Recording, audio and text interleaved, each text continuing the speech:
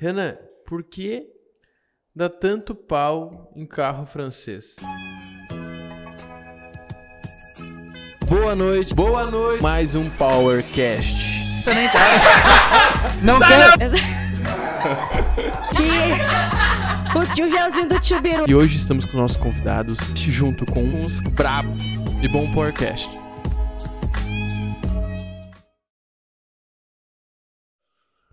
Bom dia, boa tarde, boa noite. Estamos aqui na Curadoria Digital em mais um PowerCast com um querido amigo. Há mais de uma década aí de amizade. E ele veio aqui contar a história dele como profissional e como ele começou e como nasceu essa paixão aí por carros e mecânica. Isso aí. Prazer, Bem-vindo, gente. Renan. Se apresente. Muito obrigado. Meu nome é Renan Ritter. O pessoal que me conhece aí já sabe que faz alguns anos que eu tô na área. E é isso aí. Amizade de longa data. Muito obrigado pelo convite. Capaz, cara. O que eu te digo é o seguinte. Me conta aí. Como é que foi teu primeiro contato com a oficina em si? Isso aí vem de sangue? É carreira da família? Como é que funciona? Sim. Foi seguir o segmento pelo meu pai, né? A gente teve o primeiro contato na oficina. Foi quando criança, né? A gente desenvolvia as brincadeiras ali dentro do ambiente. Cara, a partir dos 5, 6 anos ali, onde eu já podia estar lá dentro e não era tão perigoso e conseguia sobreviver naquele ambiente. Naquela selva de metal. Sim. E aí, as primeiras brincadeiras ali de fazer experiência e... foi complicado o início. Desde pequenininho mesmo? Desde pequeno. Pô. E meu pai me incentivava muito, né? Então, ele sempre foi um cara que... ele não dizia não. Ele nunca dizia não. Ele sempre tentava instruir e me dizer como funcionavam as coisas, e nessa pegada de me ensinar desde cedo, eu fui criando gosto e fui entrando dentro do negócio, até que um dia a responsabilidade veio da idade também e tal. Primeiro emprego, não teve por que não, né?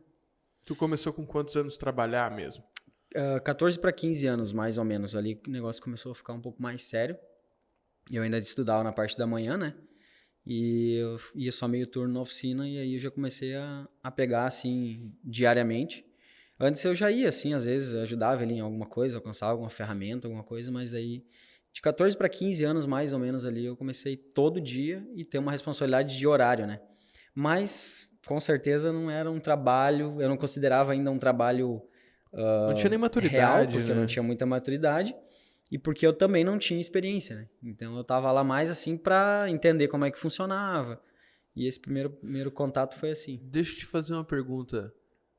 Tu começou com tesão mais no carro em si, dirigir carros e etc e tal, ou em montar e desmontar e mexer mesmo?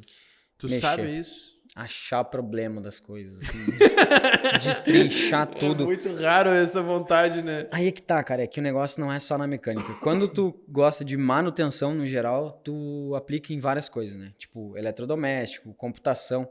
Eu também fiz muito curso de computação, eletrônica, já fiz curso, programação também. Então, hardware, assim, eu me lembro que eu fiz um curso de hardware, acho que eu tinha em torno de 12 anos, eu já fiz curso de hardware. Eu fiz aqueles primeiros cursinhos ali na era de internet, ali em 99, 2000, Sim. De Windows, era curso de Windows, né? Era primeiro Windows 95, não era depois baixar Windows coisas. 97. Não tinha muito o que aprender naquilo lá, né? Porque tinha meia dúzia de botão, mas aí a gente foi para Word, Excel, e ali logo depois eu comecei hardware, e realmente assim, foi bem na idade que eu comecei a conseguir montar o que eu tava desmontando, né? Porque no início eu só desmontava, não conseguia montar. Então, de 12 anos em diante, eu consegui ter um desenvolvimento maior em entender os problemas das coisas, de tudo, no geral. E conseguir reunir as peças e montar as coisas. E experiência também. Eu gostava muito de criar coisas diferentes. Eu pegava, reunia peças, componentes eletrônicos, motor, redução, caixa de redução, relé, transformador e assim ia. Qual foi teu primeiro carro? O meu primeiro carro daí foi com 17 anos. Eu não tinha carteira e eu tive o meu primeiro carro. Foi um carro que ninguém queria, né? Porque o carro não funcionava. E ele tava lá tirado embaixo de uma árvore e eu disse, esse vai ser o meu primeiro carro. Um legítimo carro de mecânico. Pedi Meu pai, ele sempre fez muito negócio, né? No ramo automotivo, de comprar e vender. E esse que sobrou dos brick? Esse ali foi um carro que ele entrou com um motor fundido, né? Ele entrou... Na verdade, não era só um motor que tava fundido. Era tudo que tava fundido. Mas, enfim... O carro, o custo dele para arrumar era mais alto do que o valor dele. E o dono fez uma proposta pro meu pai. Como meu pai gostava muito de negócio, né? Muito de negócio. Muito. Ele negociava qualquer coisa. Ele comprou o carro do cara. E o carro, ele não tinha tempo para isso, né? O carro ficou muito tempo parado embaixo de uma árvore mesmo. Ele levou o carro lá para casa e ficou embaixo de uma árvore. E aquele carro começou a estragar, né? Lá, começou a apodrecer e ficar horrível. Eu disse, não, eu tenho vontade de ter um carro, né? Vamos 17 dirigir anos. essa coisa horrível aí. Eu já dirigia, já aprendi a dirigir com 12 anos, na verdade. Caramba! 12 anos. Teu contato é muito cedo mesmo. Sim, com 12 anos eu já dirigia carro na praia, assim, na areia. A gente dirigia, ia no mercado e tal. Enfim, daí aquele carro foi meu primeiro carro. Demorou, acho que uns 6 meses pra mim conseguir botar ele rodar. Ali foi o meu TCC, digamos assim. É isso aí. Eu saí do meu técnico ali de a partir dos 14 anos, que eu não entendia muita coisa, e aí pra finalizar, pra realmente Tive que restaurar um carro inteiro. Restauramos mesmo. A gente pintou todo o carro, trocamos longarina, assoalho. Foi um Chevette até o carro, né? Bem conhecido por entrar água, né? O porta-mala não existia mais fundo, o assoalho já não tinha mais, enxergava o chão. O pés do carona, do motorista também não tinha mais, a bateria já estava caindo para dentro do carro. E aí o meu pai, ele veio da funilaria. Meu pai, isso antes de eu nascer, né? Ele veio da funilaria, né? Na época que a chapeação era feita com estanho, com solda de latão, não existia muita massa, que nem essas massas plásticas de tecnologia um pouco melhor de hoje. Era né? recortar e colar. Era muito ruim o produto na época. E eles tinham que remendar tudo com solda e preencher com estanho, limar as peças para depois, por último, dar um pouquinho de massa plástica, porque era muito caro na época. E aí eles tinham que usar o mínimo possível de massa para poder restaurar os carros na época, né? Isso quando ele era bem novo, né? Bem criança, quase. O pessoal já começava a trabalhar com... Mas continua assim, né? Botando pouca massa. E aí, tu vê, aí... Desculpa a brincadeira. Na verdade, aí mudou bastante, né? Hoje já eles conseguem industrializar mais as peças e aí tu consegue trocar as peças, né? Hoje mudou um pouco a cultura. O pessoal vai lá no ferro velho, corta o pedaço que ele quer, todo da traseira do carro, volta lá, corta no mesmo lugar e troca. Naquela época não, desamassava tudo, porque não tinha acesso, não tinha ferro velho. Caramba, entendi. Entendeu? Era muito processo de refazer um carro mesmo, né? Enfim, daí ele veio dessa pegada de funilaria e ele me ajudou muito nisso também. Porque hoje eu sei tudo que eu sei, realmente eu devo tudo a ele, de conhecimento, porque ele me deu a base, estruturou a minha cabeça na época, para mim poder entender como é que funcionava um carro, como é que funcionava a estrutura, ele sempre falava. E meu pai sempre foi muito crítico, então eu puxei isso dele. Eu sou muito crítico, muito, para carro, para tudo, sabe? Então eu vejo os projetos, eu entendo como funciona e eu tenho uma crítica muito grande em cima do que não é bem feito, sabe? Do que não dura. Uma coisa interessante de tu ser um cliente fiel e amigo do mecânico é que toda vez que eu vou comprar um carro, eu levo o Renan. A base é grande e a gente consegue dar uma assessoria boa também, né? Com certeza, meu. Quando tu bate o olho com esse aqui, já não, Marcelo. Pode ser o que tu mais gostou, porque ele parece ser bom. Uhum. Mas é quando o mecânico, no caso do Renan, entra no carro, bate a arranca e fala assim, olha umas partes do carro que tu nem sabe por que tá olhando. Assim, esse carro aqui não é bom. Esse aqui é bom. Mas esse aqui parece ser pior, não, mas esse aqui é bom.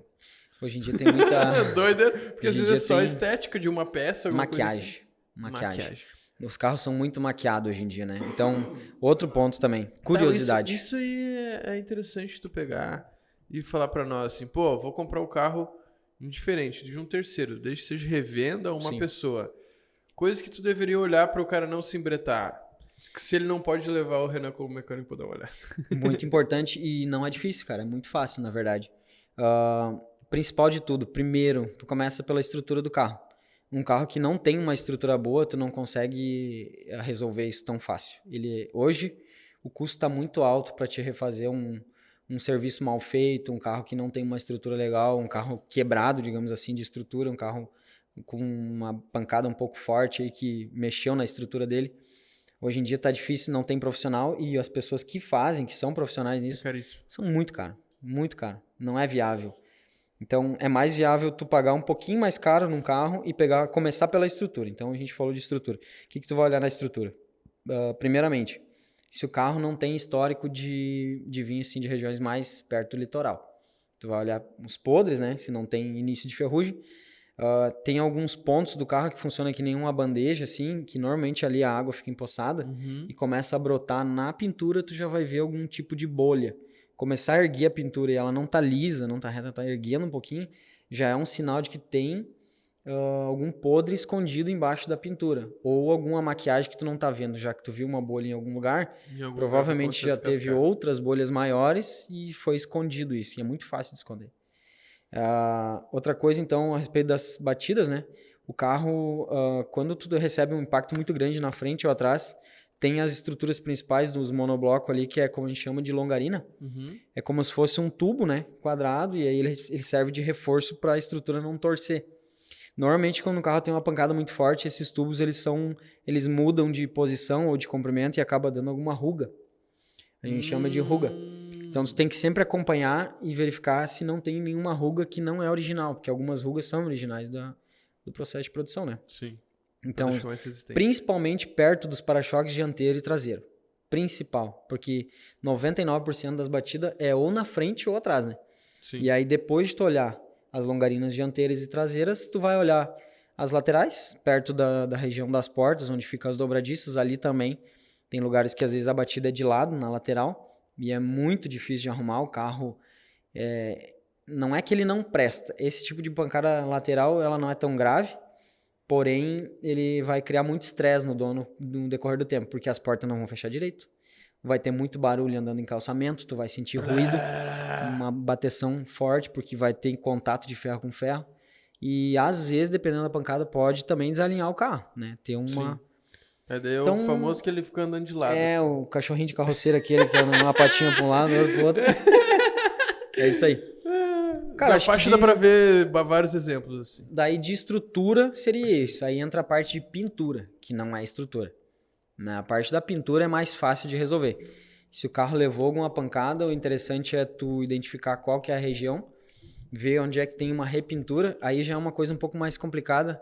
A pessoa tem que ter uma visão um pouco mais assim detalhada, mais técnica, para entender quando um carro foi repintado. Existe, mas aí o acesso é um pouco mais complicado, né? O Samuel falou que tem uma maquininha para medir a pintura. Mas é só, tipo assim... a grossura, no né? meu caso, por exemplo, eu bati muito carro. E como eu bati muito carro, eu já vejo de longe. Tá errado! Tá errado! Isso marca de lixa, né? Por exemplo, assim... Ainda mais... Isso, passar a mão na pintura. Marca de lixa, marca de dedo, furos, né? Furinhos na pintura. Furinhos na pintura é o que mais tem. Se tu vê furinho na pintura, provavelmente já foi repintado. Então, a pintura original não tem. Pintura original é lisa, muito lisa. Ela tem um aspecto assim, uma casquinha de laranja, assim. Tem alguns poros, mas eles não são furos, né? Eles são só umas ondulaçõezinhas bem padronizadas. Ela vai ser padronizada em todo o carro. Se tu vê alguma parte dele diferente, tem alguma coisa errada. Aí a gente dá uma batidinha com a mão, tu vai notar a diferença de uma lata que não tem massa para uma que tem massa. Ela vai ter um barulho diferente. Isso são coisas que tu consegue fazer, né? Tem maneiras mais... Uma coisa também que é legal para conseguir perceber isso, se é a pintura original, se tem alguma amassadinha, coisa assim. Eu não conheço esse modelo de carro, eu tô olhando ele. Olha um lado do carro, depois olha o outro lado do carro. Depois olha o outro lado do carro. Isso aí, fica comparando as peças. Olha o outro lado do carro. Cara, ali tu consegue sacar muita coisa. Aí tem um detalhe também. Tu não olha carro, nem de noite e nem em dia de chuva. Tu não enxerga esses detalhes. Só se a pessoa tiver uma visão muito boa, uma lanterna boa, senão não vai enxergar. Tu não vai ver detalhes na pintura. Mas o cara da OLX lá marcou pra mim. Não vai. Não vai. De noite, com dia nublado, chuviscando, cara, não vai ver. Não vai ver. Aí o que acontece? Se tu vê as partes repintadas, na verdade, pra mim isso não chega a ser um defeito muito grave, tá? Porque repintura é fácil de resolver. Desde que tu confira onde tem as repinturas, se não levou uma pancada mais forte, né? Se não afetou a parte de dentro do carro. Ela acaba entregando o que aconteceu, né? Mas bem tranquilo. Dependendo de onde é a repintura, não tem problema. Para-choque os dois para-choque, difícil o carro que não tem difícil, muito não tem difícil. Como, não. Até para-choque eu nem levo muito em consideração, mas é porta, para-lama, essas coisas, né? Que é mais caro para fazer e também já entrega, que nem tu falou, que o carro já levou alguma pancada.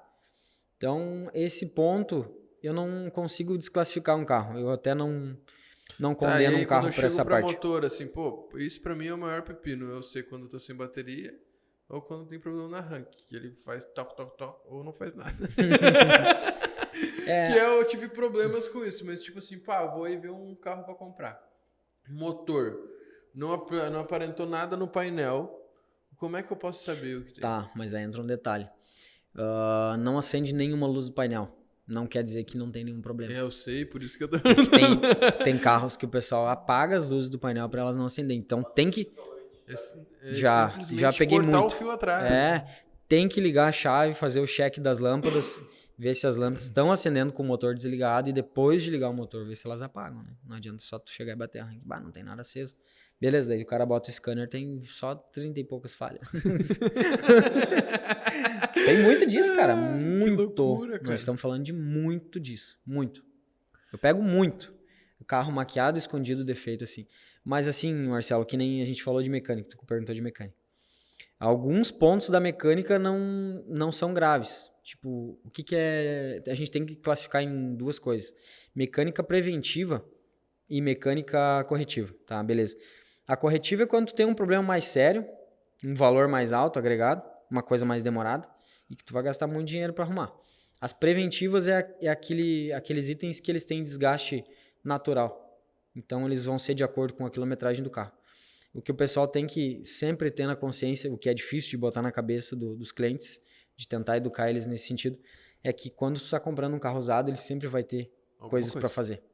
Isso é natural. E se for... Tu compra zero, às vezes tem coisa pra fazer. Tem coisa pra fazer, tem recalque, já loucura, tem um monte de né? problema. Então, o pessoal tem que tirar isso da cabeça de achar que tu está comprando um carro com 60 mil quilômetros, 70 mil quilômetros e não vai ter nada para fazer. Já reserva um valor para manutenção, para fazer um checklist, para fazer a preventiva. Porque vai o que ter eu coisa recomendo, para fazer. qualquer carro que passe por mim, eu já levo pra revisão com o Renan pra ver se vai explodir. E eu agradeço. Mas tem que fazer. Comprei o carro novo, o cara falou que tá revisado. Vai fazer. É que assim, eu não vou dar nomes e nem vou ser muito específico, mas tem algumas empresas que só fazem a troca da correia do ponto quando trocam e assim limpam, lavam o cofre do motor, lavam bem o carro, mandam polir e botam para vender. Isso não é revisar. Sim. E aí eles botam lá na placa bem grande, carro revisado. Não é revisar. Eles têm duas chances. Eles têm 50% de chance de não dar nenhum problema dentro dos 3 meses. E se der algum problema, eles vão mandar arrumar dentro dos 3 meses. Mas isso, eu conhecendo o ramo, pra mim, eu divido até em 3 tipos de revenda.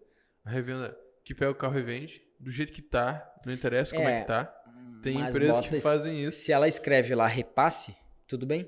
Porque a pessoa já tá sabendo que tá comprando um repasse, né?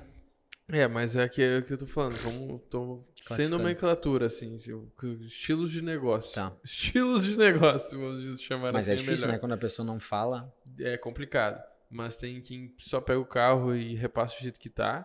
Tem o que faz ajeita o carro. O básico. Faz o básico. E tem empresas realmente que revisam o carro para vender. Mas tá mais caro do que na outra. Com certeza, cara. Você tá levando um carro com garantia. Essa é a diferença. Exatamente. Eu ainda opto por comprar um carro e, aliás, pelo cliente comprar um carro que ele saiba o que ele está comprando e posteriormente ele mande fazer a revisão em alguém de confiança. Em uma empresa que ele confia que seja profissional. Porque por mais que eles revisam, vou te ser bem sincero, é difícil tu trabalhar para revenda porque tu não pode condenar tudo. Tem coisas para fazer, mas se tu disser pro cara que tem para fazer, ele já não vai gostar do teu serviço, porque ele quer o mais barato possível. Então, para ele é melhor ele não saber o que tem para fazer. Então, a gente fica com essa faca de 2 gumes. Tanto é que eu praticamente não tenho cliente de revenda. Tem algum que outro que traz o carro, mas é muito... Mas para te ter ideia, assim, hoje eu prefiro pegar um carro de repasse mais barato e levar para ti ver e arrumar. Melhor. Que sai mais barato às vezes do que eu pegar um carro. Fazer aquela pré-análise, né? Da estrutura, ver alguns pontos e esquecer um pouco essa parte dos detalhezinhos de mecânica, focar mais no principal, que a gente falou, do motor, grosso, testar o câmbio, rodar com o carro numa estrada bem esburacada, ver se não tem nenhum barulho de carroceria ou alguma coisa mais séria na suspensão, porque hoje a gente está falando de um custo bem alto, né? Se tiver que trocar, por exemplo, 4 amortecedores. Putz. Cara, 3 mil reais, 4 mil reais, depende do carro. É um valor muito alto, né? Eu acho que sinais que, tipo assim, pô, suspensão, eu vi um cara passando por mim, eu acho que era um Siena, cinza. E ele passou por um quebra-mola, assim, ó. E ele foi picando. Sim, Legal, muito perigoso. Ali ele foi, cara. Isso é muito sério, cara. Isso é muito sério. Parecia um trampolim. Causa acidente. Causa acidente. Se tu tiver numa curva e tu pegar um buraco numa curva, a roda ela não fica no Tripida. chão, ela fica picando Sim. como se fosse uma mola mesmo e vai parando de picar aos poucos até encostar no asfalto. Todo aquele tempo que ela tá fora do chão, tu não tem aderência nenhuma. Se tu tá numa curva, tu vai pra fora da estrada. Salta, né? Simplesmente o carro, quando tu vê, tu já tá subindo um barranco, descendo um barranco. Já foi, já era. Como eu tava falando, então, eu tava falando dos detalhes da mecânica ali, mas eu posso te falar bem certinho, passo a passo, quando eu analiso um carro, que as pessoas podem seguir, pra gente concluir essa parte. Então, a parte da carroceria, a parte da pintura não tão importante, mecânica. Quando for pegar o carro, sempre liga o carro frio, quando ele tiver frio para testar numa revenda. Nunca pega um carro que já tá quente, ou que o cara... Já tá ligado, Normalmente o cara já esperando. chega ligando o carro, porque ele já tem um esquema ali para fazer funcionar, às vezes acelerar no fundo, tem várias coisas que faz para não aparecer defeito de injeção e tal. Então tu vai lá com o carro frio, tu pede a chave, tu bate o arranque, observa a lenta do carro, vê como é que tá o funcionamento do motor, desce do carro, vai lá no motor, tenta escutar algum barulho, se tiver nas correias ou algum barulho interno do motor e deixa ele ligado na lenta, não acelera ele frio, porque também não se faz isso com carro nenhum, né? Acelerar forte frio. Espera ali 5 minutos por aí, já pode dar umas aceleradas, ver se não tem alguma fumaça, E vai ver algum se tá cheiro. dando esburacada. Algum cheiro também, depois daí. A parte da rodagem. Tem que certificar de tudo, né, meu? Tudo, não cara. tem, cara. Parece bobagem, mas não é. Parece bobagem, mas não é. Outra coisa, verifica se os caras não lavaram o motor recentemente. É melhor, às vezes, um motor empoeirado um pouco, não muito, né? Do que um motor que tá tinindo de limpo e tá cheio de vazamento, só que tu não tá vendo os vazamentos porque foi limpo. Então é importante tem isso. essa pegada. E se tu tiver alguma dúvida, sempre questiona o cara que tá vendendo. Sempre questiona. Ah, esse carro não tem vazamento? Ah, não tem. Não, beleza. Se tu for fechar negócio, tu pede pra ele botar num papel, meu, que ele te garantiu. Tu me garante que não tem vazamento? Escreve, assina embaixo. Ó, não tem vazamento, não tem isso, não tem aquilo.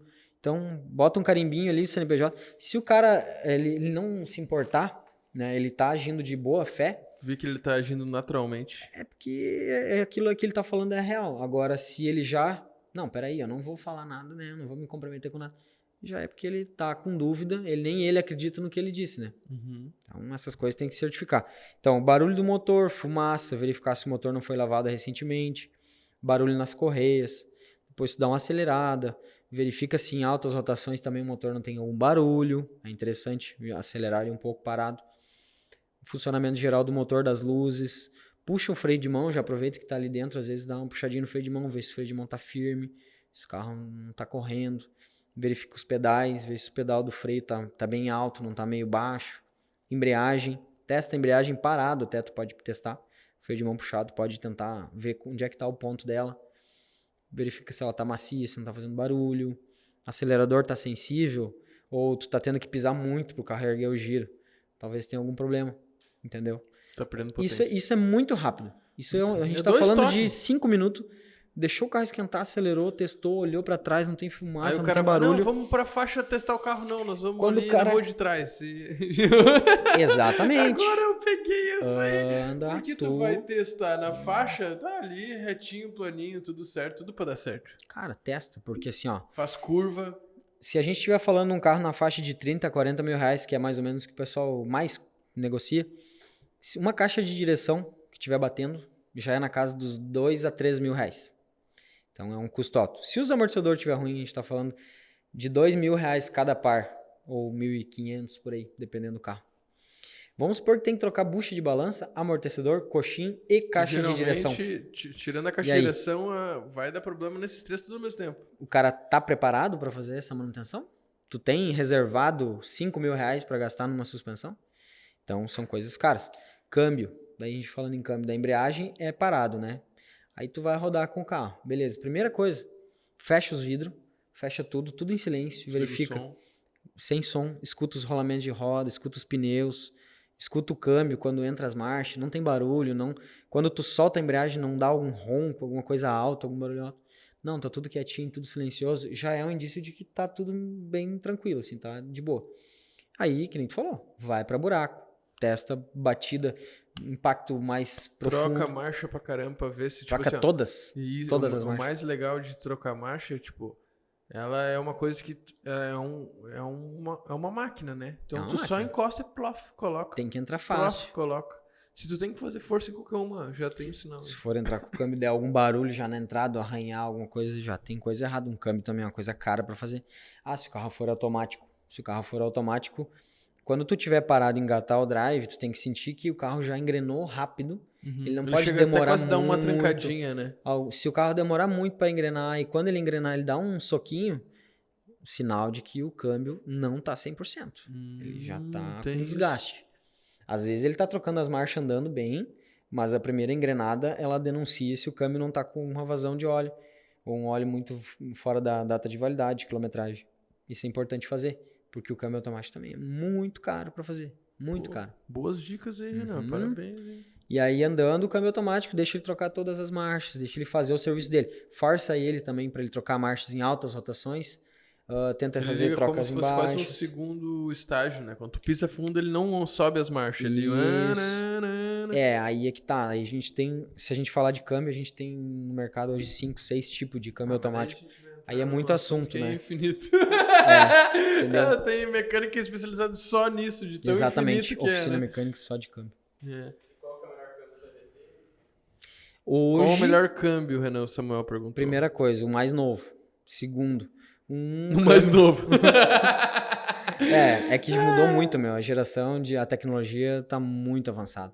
Então, se tu for comprar um câmbio mais antigo, aí sim, tu falou um câmbio certo. CVT é mais conhecido porque é um câmbio de baixa manutenção.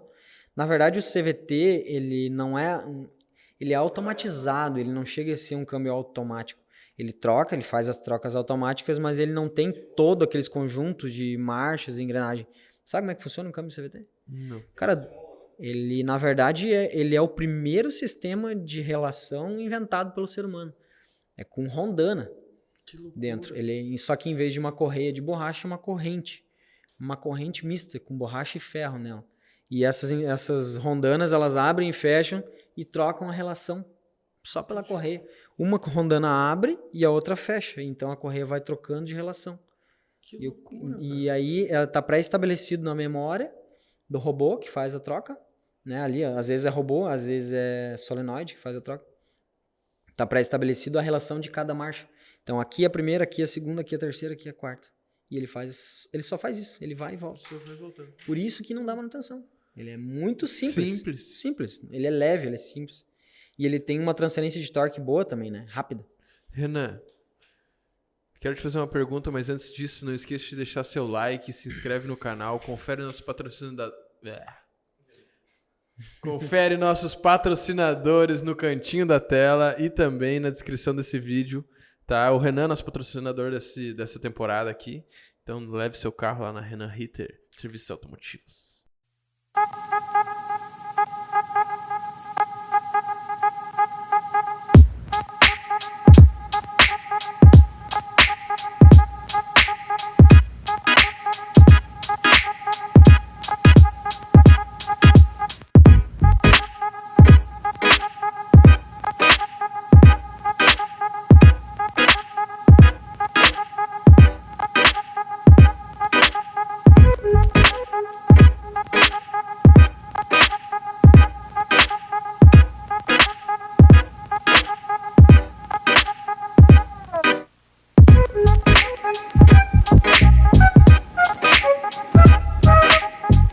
Outra coisa, que é a pergunta.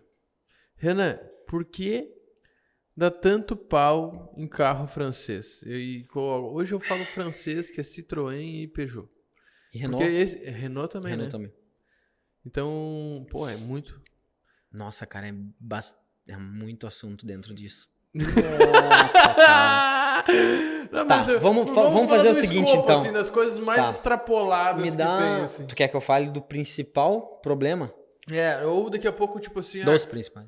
Os principais problemas, assim. Ou Tá. o principal problema. que acontece? Eu sei que eles compartilham algumas plataformas dos carros também, né? Mas Isso. tu pensa que pra quem não sabe, é que tipo, eles compartilham peças. Compartilham. Entre marcas. Não só eles, várias montadoras, né? Muitas. Muitas. Mas, tipo assim, hoje, se eu for comprar um carro pra mim, que eu tô procurando ter um carro pra comprar...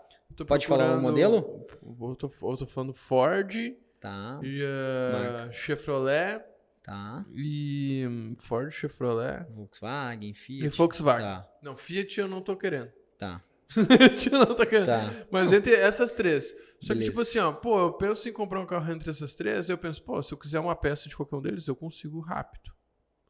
Sim, Entendeu? relativamente Tem rápido. bastante. Eu posso ir com Tem. um CDV, que nem o CDV PTZ, que também é nosso patrocinador Isso aí. aqui. Eles vão ter Tem que muita varrer peça lá pra mim conseguir consertar. Legal. Bacana. Mas se eu, tipo, tenho um Peugeot, Já complica um ferrou. Tá. O meu amigo tem uma Sprinter da... Uma Da Sprinter Mercedes. da... Não. Sprinter Mercedes. Não, se fosse da Mercedes... desculpa, não acho que não é Sprinter no nome, né? Deve ser um furgão. É um uma coisa assim. furgão. Mas é da... Marca Fiat. Não, Citroën. Citroën. Aí ele, pô, preciso de um negócio de trocar polia lá. Se ferrou. Uma semana só pra chegar o negócio. Bem difícil. Bem E difícil. ele trabalha com o carro. Como é que tu... Tá, na verdade, tu já falou os dois primeiros principais pontos negativos. Viu? Eu já tive Peugeot. Isso aí, perfeito. Ó, difícil de conseguir peça, por quê? Políticas da empresa, entendeu? Tem marcas, aí a gente, nossa, aí tem um assunto também muito vasto para entrar dentro disso. Política de cada empresa. Meu, acho que no Brasil eles acham que a gente é otário, né? Tem muita marca que acha que o brasileiro é otário e tem alguns brasileiros que são otários mesmo. Mas... Não, fala sério, quando tu pega um projeto do zero, tá? Não foi testado. Tu sabe que a marca já tem histórico de não testar bem os projetos novos dela. Aham. E tu vai lá e paga muito caro naquele carro pra ver se é bom, tu tá sendo otário, né? Não, na real mesmo. Demora um pouco pro cara cair a ficha, mas o cara tem que admitir que o cara às vezes é otário fazer isso aí. Muito. É muito ruim, meu. Isso aí é teu dinheiro, né? E outra... A vida, às E vezes. os carros que vêm pra cá não são os mesmos carros que rodam no resto do mundo. Então, E aqui, geralmente, os carros são inferiores. exato. As montadoras fazem, às vezes, projeto mais barato, menos testado, e ainda tem política de não distribuir peça barato, fazer as manutenções na concessionária muito caro, Muito caro. e tem gente que compra. Então, na verdade, às vezes é a gente que faz errado. É o próprio público mesmo que compra errado os carros. E aí acaba fomentando esse mercado. Só que tem um detalhe, mudou muito. Muito. Nos últimos Migrando muito, né? 5 anos aí, vamos botar 7, 8 anos pra cá, meu, os carros franceses mudaram muito a política deles. Então, tá muito melhor, muito bom os carros hoje. A gente não pode generalizar, quando a gente fala de uma marca, a gente não pode generalizar todos os modelos. Ou Então, pegar um carro que foi uma década atrás e pensar que é a mesma coisa hoje. nada a ver, né? Mudou totalmente. Então, a gente não vai dizer que todos os modelos daquela marca são bons. Não, tu falou Nem agora a todos são Volks, tá? Volkswagen tem muito carro ruim, muito carro. Não todo o carro em si, mas alguma parte do carro é muito ruim. Incomoda, dá muito problema, é ruim de achar peça quando acha muito caro. É difícil pra gente fazer a manutenção. Não, E pra assim, te ter ideia, tem problemas tão comuns que eu tava com o Caio, eu falei, tá acontecendo tal coisa. E dessa vez eu acho que não é bateria, é outra coisa. Eu falei assim, não, é bateria. Não, mas como é que tu... Não, porque eu sei que o motor do Caio é mais pesado pra virar e é bateria. De tão comum que é o problema. Isso. Ó, agora a gente tava falando de linha francesa, tu entrou num assunto também. A parte elétrica da linha francesa, eu percebi que ela é muito frágil, a questão de queda de tensão. Bateria, para ser mais simplificado. Bateria, cabo de aterramento, terminal de bateria, conector. Os conectores são meio frágeis, entendeu? Dão bastante problema. Só que aqui não tô te falando, a gente tá falando de carros mais antigos, né? Carros mais novos, se tu for analisar, por exemplo, Renault Fluence. Renault Fluence tem um motor da Nissan, motor e câmbio, entendeu? Então, eles abriram mão do orgulho e começaram a entender um pouco melhor como é que funciona o mercado. Bom, né? E aí eu ainda sou mais ousado em falar que acho que foi o brasileiro que começou a ficar mais educado, porque a gente é que faz o mercado. Não é as marcas que fazem o mercado. Né? Então, quando a gente deixa de comprar um carro que dá problema, um carro que tem defeito crônico, ou um carro que Quando tu para marca... de comprar Veloster porque não é veloz. Porque não é veloz, o que eles têm que fazer? Fabricar um Veloster 2.0 turbo, que nem... Acho que já está sendo comercializado agora. Então, a empresa, ela tem que se adequar a isso. A nós, né? Sim. E acho que basicamente é isso. E Eu falei dois dos grandes defeitos. Qual seria o terceiro defeito? o terceiro defeito... Aí a gente pode falar mais defeitos, na verdade. A parte elétrica, tá?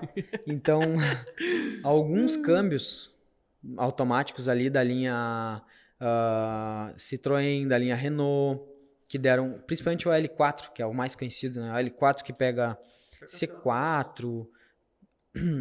Que pega C4, pega Peugeot 307. Esse câmbio deu muita dor de cabeça, muita incomodação, muito problema, ninguém conseguia resolver. E aí a gente fala também de outras marcas que tem câmbio problemático. Por exemplo, a Volkswagen tem alguns câmbios ali que deram problema. Tá, beleza, a gente falou de câmbio, agora vamos falar de motor. Também. Cara, mas é que tu vai falar de motor, isso é uma coisa... Eu tive muito problema com suspensão, mas também andava como se fosse um troller. Mas, questão de motor, o Peugeot que eu tive foi um dos carros mais potentes e gostosos de dirigir que eu já tive. Sim, Isso é uma coisa bizarra de como foi bom no Peugeot. Eu posso reclamar de peças caras, etc e tal, mas a qualidade do motor, não tinha um vazamentinho, não tinha nada, não baixava óleo, era perfeito. Isso é uma coisa que eu não posso reclamar do Peugeot 308 que eu tive. Tem cafezinho também? Eu quero um gole. E tipo assim, não é que teve tanto problema na Peugeot Renault Citroën. É que os que tiveram problema, deu muita dor de cabeça. E aí o pessoal ficou virou com um problemão. Virou um problemão. Tu imagina, vendeu muito Megane, vendeu muito Peugeot. 307, 206. 206 tinha vendeu pra caramba. Então teve muito carro, bomba andando por aí e as bombas começaram a explodir, entendeu? Aí que tá o detalhe. Eu não considero ruim esses carros. Eu acho eles bons. Só que tem algumas peças que dão desgaste precoce. Se tu tiver um mecânico profissional, alguém que identifique, que te diga, faz isso. Esse modelo de carro, é isso aqui que dá problema. Por exemplo, o Peugeot 206, eixo traseiro. Essa peça ela tem que ter uma manutenção preventiva uma vez a cada 6 meses ou no máximo 1 ano. Tem que abrir, tem que limpar os rolamentos do eixo e lubrificar. Tu comprou agora esse carro, tu tá andando com ele, ele tá quietinho, tá silencioso, aí é o momento certo de fazer a revisão preventiva. Depois que estourar o rolamento, é uma dor de cabeça para arrumar. Entendeu? Entendi. É caro, é difícil, é chato. Ninguém quer ficar uma semana sem o carro. Ninguém quer gastar R$1.500, R$2.000 para fazer uma parte da suspensão. Entendeu? Poderia ser previsto. Se o mecânico for bem informado, quando tu for comprar um carro com um câmbio AL4, evita o câmbio AL4, pega um manual, ou talvez pega um mais novo, que já geração mais nova de câmbio. Eu tenho uma pergunta para te fazer, que é uma impressão que eu tinha, pelo menos até 2014, 2015, que era carros abaixo de 2.0 ser automático, para mim, eu via que era uma bomba. Pra trocar de marcha, sofria pra caramba. Só que eu vejo que isso agora não é da mesma forma. Realidade. Não é mais realidade, né? Não é mais realidade. Pra te ter ideia que mudou tanto. Eu fiz um curso faz uns 2 anos da Master Power lá em São Marcos só sobre turbina, né? Sistema de turboalimentação. O nosso professor ele já tinha informado nós que até 2022 todos os carros iam vir de fábrica turbo, intercooler, com injeção direta e menor cilindrada. Então, menos cilindrada, mais potência, mais torque e mais economia. Então, tu já tem uma tecnologia muito avançada. Os câmbios também evoluíram junto.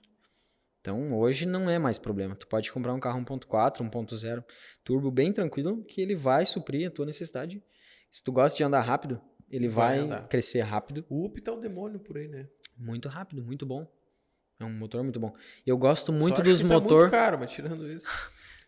Esse ponto daí todos, né? Não, mas Zero. é que, tu vai pegar desde o Uno, que era um carro popular, o K, etc e tal. Os caras estão vendendo 95 mil. Aí é foda no É um Brasil. absurdo, meu. Pensa que, um UP tem UP a partir de 100 e poucos mil hoje. Aí eu não condeno tanto as marcas, porque, no Brasil tá complicado, né, meu? Burocracia, eles têm que ter 10 funcionários para fazer o serviço de que fazem lá em outros países. Aí Mas é que muita burocracia. Às vezes é melhor imposto. a gente importar. Se a gente não tem competência em Eles não produzir deixam barato... importar, né, cara? Mas é fechado o mercado de importação no Brasil.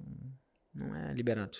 É difícil, bem complicado mesmo. Mas a gente tem que lidar com o que a gente tem, né? Sim. Aí a gente entra numa questão geopolítica, cultural, sei lá o quê. Aí o cara entra numa Mas é que depressão. não é inteligente quando tu faz, tipo assim, eu deixo de ganhar imposto pra fazer isso, mas ao mesmo tempo eu tenho Acho que isso é uma política um burra pra caramba. prejuízo pra população muito grande. Entende? Porque o que acontece? Mas Prejuízo a gente vai perder total. o emprego. Tá, mas Não vamos só pra supor população. que todo mundo perca 20 mil, gaste 20 mil reais a mais pra comprar um carro, podendo sendo mais barato. Olha o bem-estar social que a gente Mas, conseguiria adquirir cara, isso por segurar esse valor, por exemplo. todo mercado que é aberto, que é livre, tende a, talvez no início, render menos pro governo, né? Porque o governo só vê o lado dele sempre, né? O lucro. Mas, posteriormente, a população vai ter mais Independente dinheiro. de lucro vai... é o imposto, né? Tu tendo lucro ou não, tu tarifa igual. Exatamente, tá tarifado. Então, pra ele, isso aqui é uma política burra, porque eles querem sempre momentaneamente a arrecadação, né? A longo prazo, se eles abrissem os mercados, nossa, ia melhorar muito a arrecadação. Mas, enfim, só pra dar um exemplo antes de fechar esse assunto. Ali na Argentina, no Uruguai, se eu não me engano, no Uruguai, principalmente, a importação direta é livre e a taxa é muito baixa. Cara, tu tem carro, muito carro bom, top, demais e barato. Tu vai lá, tu pecha por vários Mustang, assim, ó, pra cima, Challenger, tu pega Mercedes, tu pega Subaru, tem várias marcas diferentes que no Brasil não tem, porque a importação é importar. inviável. Nem pessoa que é rica quer fazer a importação porque é uma burrice, entendeu? Não, e é louco que, tipo, em países assim, os caras fazem a importação do carro, o carro vem com a placa de Miami, tá com a placa de Miami. rodando. E a burocracia para documentar é mínima, é rápido, barato, fácil. Mas enfim, aí dá até uma mas depressão, né? mas é que tipo, foi uma opção do Brasil, né? A gente poderia ter continuado com ferrovia ou a gente começar a investir em carro e asfalto. E a gente decidiu, vamos investir em carro e asfalto. E foi uma estratégia que a gente teve para criar geração de emprego, né? Eu fugi um pouco do assunto antes que a gente tava falando, era de montadora, né? Montadora, plataforma, dos carros mais novos. 3 problemas. Os Isso. câmbios que agora não dão mais problema, mesmo em carros menos as tecnologias potentes. e tal. Então, o resultado que eles estão entregando é isso aí, meu. Não tem, é pra bater. Vai mudar muito mais ainda, né? Agora tá entrando os elétricos. Qual é o teu panorama sobre isso? Eu. Já aí, tá fazendo treinamento na área? Cara, tem um treinamento que eu tô em vista já pra fazer, porém, ainda na nossa região tá fraco, né? Tem pouco, o imposto é alto, pouco carro rodando. Acho que ainda não é o momento. Tu acha que em quanto tempo Tem vai que focar tá... no lucro pra mim poder reinvestir na Não, empresa pra com poder crescer, né? certeza, Então com aí não vai certeza. dar tanto lucro agora. Mas qual é... Tipo, tu percebe que tipo, até 2025 a gente vai ter carro elétrico a dar rodo. Vai depender. Vai depender do governo. O Tu principal. acha que a legislação vai dominar sobre isso? Vai porque enquanto for caro, for difícil de trazer a tecnologia de fora pra dentro, porque não é só o carro, né? É tudo, né? É as estações de recarregamento. Não, é o mecânico que tá preparado pra arrumar também. É de Aqueles ponta a painéis ponta. fotovoltaicos, né? Eles usam muito também para botar pontos de carga em lugar que não tem acesso fácil. Porque assim, o carro, a autonomia dele é em média 300 a 400 km, né? Isso aí. É pouco, né? Não é muita autonomia. Se parar Não pra pensar, não é. precisa ter- Só que, tipo assim, isso é uma coisa interessante de dar uma olhada. É que no eixo Rio-São Paulo, agora tu consegue fazer o eixo inteiro Ó, já com pontos de abastecimento durante Interessante. todo eles, por exemplo. Mas isso é uma coisa que tem que ter São Paulo e Rio Grande do Sul, que é meio país, né? já não tem. E daí já não tem. E se for dependendo daquele carregador lento ou de carga lenta, que ele demora muito tempo. Muitas horas. Então, essa questão do carro elétrico, eu acho que ainda no Brasil, infelizmente, vai ser como a gente já conhece há anos, que normalmente demora em torno de uma década para ser... Chega a tanto, tu acha? Hoje não mais porque já tá começando a entrar, né? Então, acho que mais uns 7 anos por aí. Caramba. Eu acho que mais E um- outra, né? A gente vive numa das Pra periferias começar... do mundo, né? Só que assim, a gente Os tá caras falando... vão pensar, primeiro os caras vão banir da Europa inteira, daí vão banir da Ásia inteira, daí vão banir dos Estados Unidos. Aí depois que baniu desses 3, todos esses carros desses lugares vai vir pra América Latina Isso. e África. Quando a tecnologia for obsoleta, ela vem pra cá. Barato. Vai daí. exportar Daí vem barato. carro, O que eu quis dizer, na verdade, com o que eu acho que é de 7 anos, 6, 7 anos, é pra nós, eu e tu, poder Seres ter um comuns. carro elétrico. Seres, eu digo classe média baixa ou média, É. média. Então, acho que é mais ou menos isso aí, porque o Brasil hoje 99% é média, né? Classe média. Então, eu acho que vai demorar bastante tempo. Já tem bastante carro elétrico, Mas ainda, se for analisar pela quantidade de gente que tem e de carro que tem rodando, é muito É pouco. muito, né? Mas Quase é que é nada. muito carro rodando pra dizer que agora a maior parte da frota vai ser elétrica. Não, demora. Isso aí vai muito tempo. Pô, os carros antigos ainda rodam até hoje, né? Vai ter muita gente com dinheiro com carro elétrico, mas aí não é nem 5% da população. Galera, não deixe de conferir nossos patrocinadores e deixa o like e se inscreve no canal. Renan, tu quer deixar mais algum recado, agradecimento, falar sobre um assunto? Cara, no ramo automotivo a gente pode falar sobre qualquer assunto. Eu gosto do que eu faço e pra mim é um prazer falar. Mas recado, cara, recado é agradecer vocês, a empresa. Acho que vocês são muito sérios. Recomendar o serviço de vocês sempre, né? Porque não Nem tem. preciso, agradeço. E eu também agradeço, então é isso aí.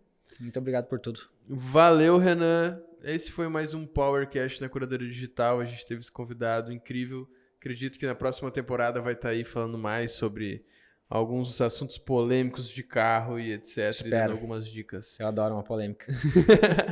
Obrigado. Esse foi mais um Powercast. Obrigado por nos acompanhar até aqui.